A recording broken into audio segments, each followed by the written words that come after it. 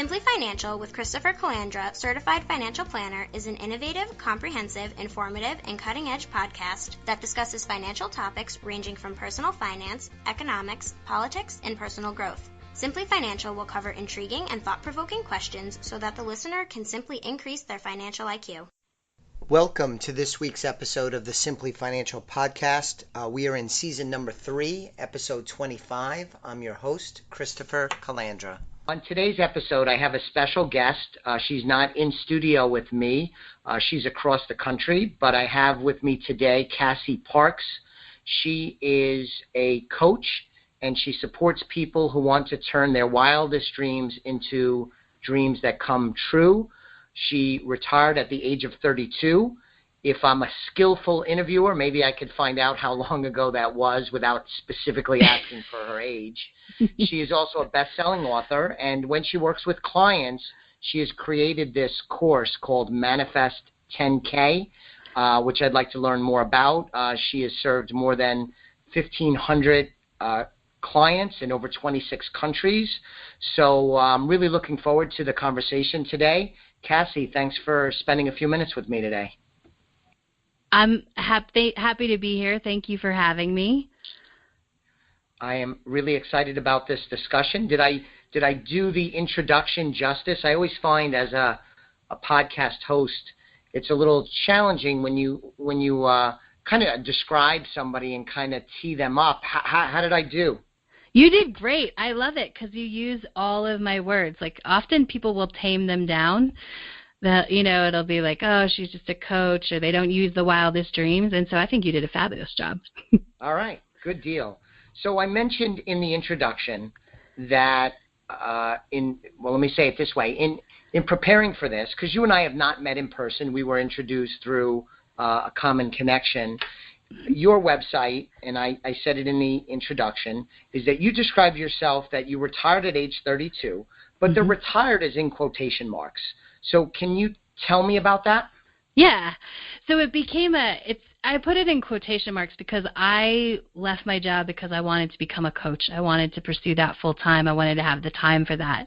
And as I was getting ready to leave my job in sort of the last month and telling all my friends and all that, they're like, oh, she's retiring. It became this thing like, she's retiring from her job. And so in a sense that I had the money that could passively pay my bills, I did retire, but I didn't.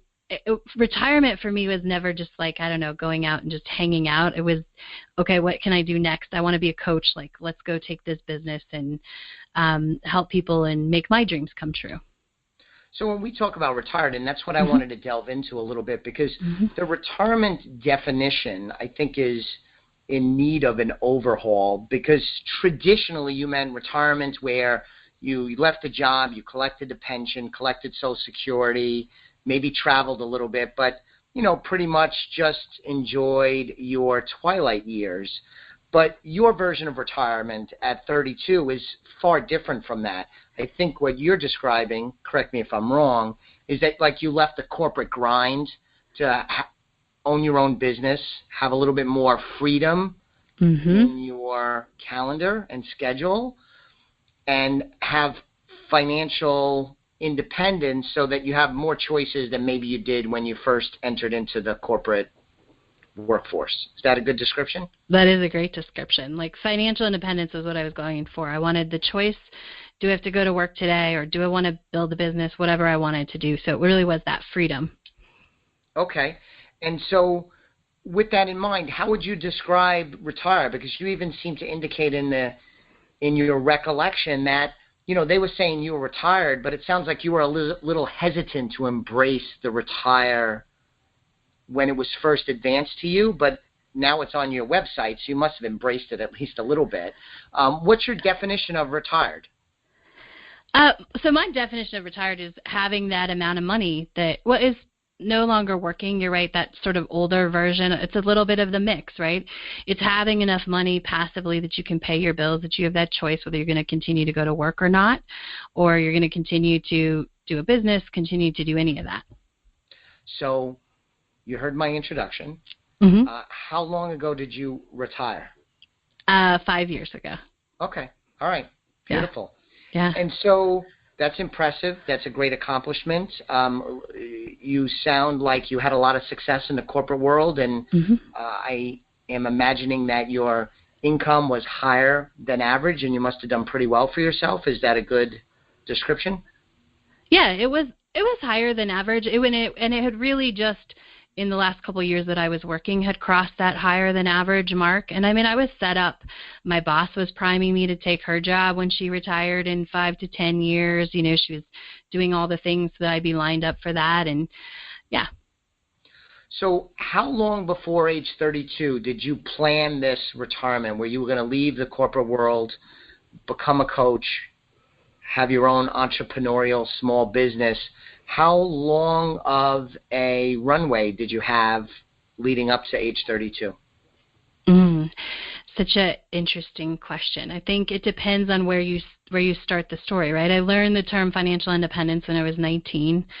I learned that there were people who had enough, in their investments that they were living off of, and I was like, that's what I want. And I kind of forgot about it for a couple of years, or went on, did college, did all the things. And I was trying to build my coaching business on the side. I always wanted a coaching business. I thought I always wanted to be a counselor, and then I found coaching, and I realized that's actually what I wanted to be. And so I was trying to build it up on the side, and I just, between working, coaching, and I just didn't have the time and the capacity both to give my clients as well as to keep marketing my business. And so I went back to myself and I said, what is it that you really want? And it was financial independence. And at that point I had 2 investment properties that I had done, and I had invested in those for more of a long term. Like my parents had investment, or they have investment properties, and I see like, oh, okay, that's worth this now 20 years later, and that seems like a good idea, but it was more of a long-term strategy. And really something shifted about 2 years before I left my job, and it was a combination of things. One day I randomly just got on like the equivalent of Zillow or something, and I was looking at properties in Denver, just sort of intuitively looking at things, and I found one, and I was like, oh, if I could buy that for that and rent that for that, that would be, I don't remember the exact numbers now, $300 or $400 a month, and I'm like, I could do that now. And so that kind of started the process of, oh, okay, if I could repeat that a couple times, I can get, I can start this passive income ball really rolling. And it actually shifted the way I looked at the original properties that I owned, and really I started to see them as like, okay, this is the building of my passive income. And then I just kept going, and I use a lot of mindset. I do engage a lot of attraction, and so things, once I got really clear about what I wanted, started happening really fast. So it was about 2 years if you want to look at the short one, but it started when I was 19. Yeah. Okay. And what age did you buy the first of the 2 investment properties you described? Oh, I was probably 25 or 26. It was my first home, and it just I downsized once all my roommates moved out. I said I don't need this big house, and I bought a cheaper house down the block, but kept that one. Okay. And so without any specifics, right, at that time, were you also investing in traditional investments like your 401k, IRA, stocks, and bonds, or were you strictly investing in real estate? Absolutely. So my 401k for sure. Like you always, I was over the max that they matched, but I'm a believer. You always want to, if someone's matching and giving you money, you definitely want to be taking advantage of that. So I was investing in my 401k. I've been investing in my IRA since I was 19, even, in moments where I could only do 25 or $50 a month. That has been consistent since I was 19. So yeah, I was doing those other things, as well as really, doing what I call I was starting to invest only in really what made me truly happy, which left a lot of other money because I wanted to invest in more properties and more properties. So I was also lowering my expenses as well. Very good. So are you still today, now that, again, retired at 32, have a successful coaching business, helping people achieve their wildest dreams, are you still acquiring real estate? Is that an expanding portfolio, or has it remained kind of the same over the last 5 years since you left the corporate world? It's shifted a lot. I shifted my portfolio. after I left, because I found I liked certain properties better, and then invested in a couple areas, and then I have a new project that I bought about a year ago that we're going to get started renovating. It's an 8-plex. It's a big renovation. It's an 8-plex and a house all in one property. And so that's continuing. Yeah. All right, good. So what I learned in looking into your website and just preparing for our conversation today is you use this term money stories, and you seem to focus on money stories. Can you tell us what you mean by money stories? Yeah. So it's our default. So what I found, and I found this by helping clients and then interviewing them and looking back, and they would tell me where they'd come from. And I started to hear about the same 5-star stories over and over again. And so what I've realized is that we often, if we don't choose our money story, we pick up one by default. It could be the same as our parents. It could be like the opposite. It could be we think we're trying to be better or different than our parents, but we're doing. Or it could just be generally how we were around money, experience money, talk about money, survival, just enough, hold tight, money chaser, and money hot mess. Okay. So with the money stories, what did you learn about money growing up? And first off, Cassie, did you grow up in a wealthy household, upper middle class, solidly middle class, lower middle class, poor? Can you just kind of set the tone of what kind of household you grew up in? Middle class. I don't know where the cutoff is. So, I don't yeah, I would say a middle class. I never felt like we didn't have a lot of money. There's one point in my life, it's interesting when you look back at things, but I definitely didn't think we had a lot of money because we only had one car, because my dad had a car for work and he didn't have a second car, so we could only drive one car on the weekends. What I realize now is that was a smart financial choice. But, that was one of the things that I took in, we don't have a camper, we just have one car. But definitely middle class. And my dad climbed the corporate ladder and did his things. And but I also learned that you had to work really hard. My dad worked a lot of hours. He worked 6 days a week most of the time that I was younger. When I was in high school, he actually, his job was Monday through Friday. He lived in a different city, so he lived in Oklahoma. We lived in Denver. Wow. And so, yeah. And he did that for reasons I didn't want to move. I was in high school, so that was nice of him. But it built this thing that money's hard. For a long time, I thought that. And now, as I'm older, my story was you had to work really hard for money. There was no freedom, and also that you had to get lucky, because my dad had told me at one time when he got a new promotion, he's like, I've just gotten lucky. I've been in the right place at the right time 7 times in my career. And they said, do you want to try this job? And he said, yes.